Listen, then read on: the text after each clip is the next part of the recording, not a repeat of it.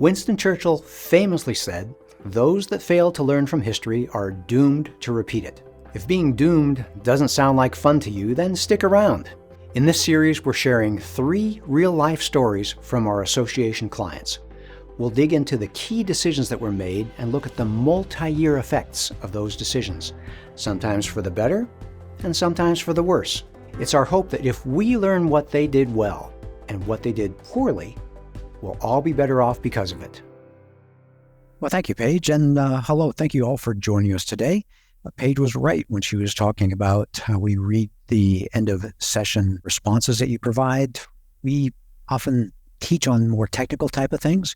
We wanted to arm you with some ammunition, some information, so you can see what the effects are of the changes, the decisions that you make at your association. No better way than to literally show you the different paths that 3 of our clients have taken. I scoured through a number of different clients trying to find different examples, and I think I found 3 good ones here. And this is going to be a great way for you to, in a sense, look over their shoulder, watch what they did, learn what happened, and basically give you a sneak peek inside the budget decisions those boards made, showing you the effects of those, the multi-year effects.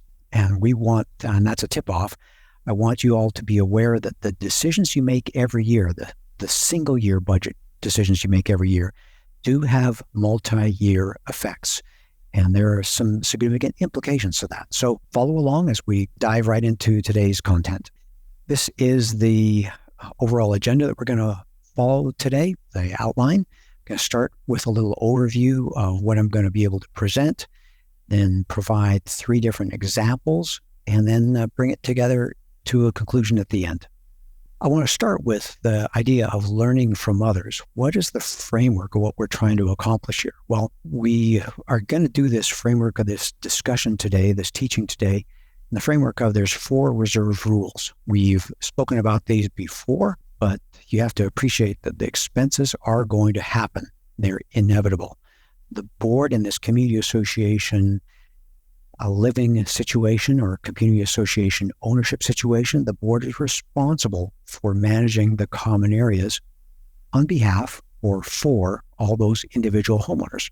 So the board is the decision-making body. And timing is important because delays usually get expensive. If you wait to repair a roof, it's going to leak, and then all of a sudden you have a lot of leakage-related expenses. So when you think delays, think expensive. And that's important because homeowners always get stuck paying the bills.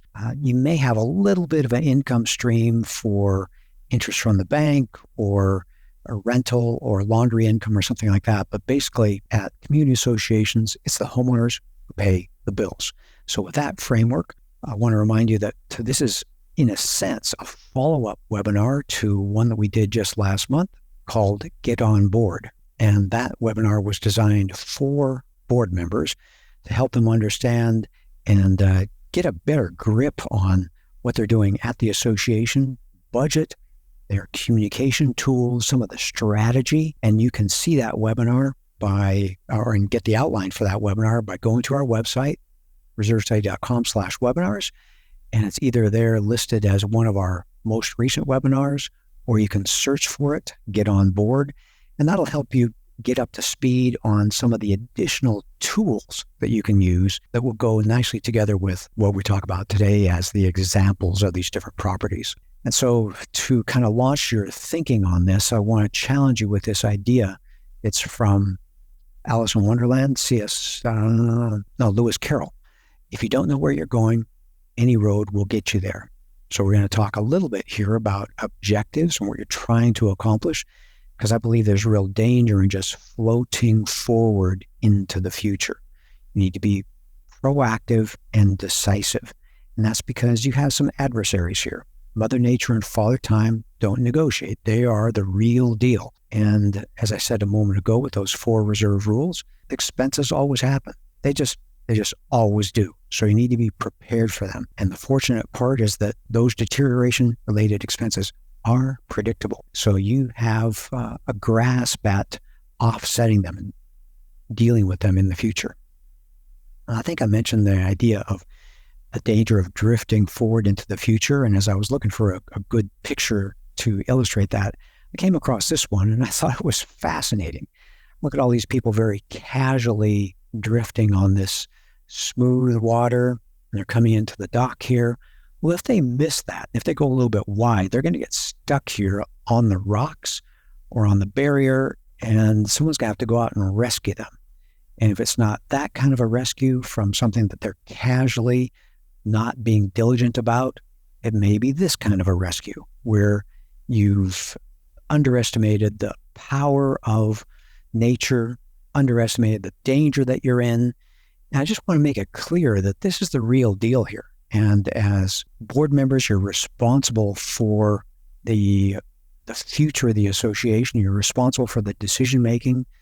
All those homeowners are relying on you to take good care of things and keep the darn ship of the association off the rocks. And we can learn from others. Those that fail to learn from history are doomed to repeat it. So that's why we're doing this today. We want to arm you with some aha moments where you can see some of the good decisions people made, some of the bad decisions board members made, to help you know what the right thing to do is at your association and feel a little more empowered to make those effective decisions. And what's effective? Well, with respect to outcome, what we're trying to accomplish here is maximize quality of life and smooth financial sailing at your association. So that means, with respect to reserves, all reserve fund strength is measured by percent funded. That's the standard measure of reserve fund strength since reserve standards were introduced back in 1998. So we're at 25 years now. And what it shows here is across the horizontal axis is percent funded, low to high, and the vertical axis is our recommendations for special assessments. And you can see that when the when the percent funded is low, meaning below 30%, we are regularly recommending special assessments. That's because the board fundamentally doesn't have enough cash to provide for the needs of the association. They didn't collect enough cash along the way. And so they've got to either delay the project, which now you know gets expensive and just going to make things more expensive, or they're going to have to get a loan, which is expensive, or pass a special assessment, which takes time, and you're never sure that the special assessment is going to pass. On the other hand, we want to get you over 70% funded. Out there, the statistics clearly show clear sailing, smooth sailing. The association has enough money to pay for the maintenance and repair of the major projects at the association. So we want you to be out here. And if you're drifting with a lower and lower percent funded, it just means that you're pushing your association towards danger. This is the rocks that you want to be away from. That's important because, again, you're the decision-making body. The board members, I think Paige reported that 66% of you in the webinar here, 66% board members, 8% homeowners, such a strong majority are the people whose homes are really on the line here. It's your property, it's your homes, and the board members need to make decisions worthy of being a corporate officer, being a trustee, holding the assets on behalf of the other homeowners. And the managers, portfolio and the on-site managers, you're there as the coach, the encourager, the critic, and sometimes holding a whip, say, come on, people, it's time to do this. You know, you fit in this role also. Now, there's one other element that I want to introduce, and that's the reality of the momentum factor.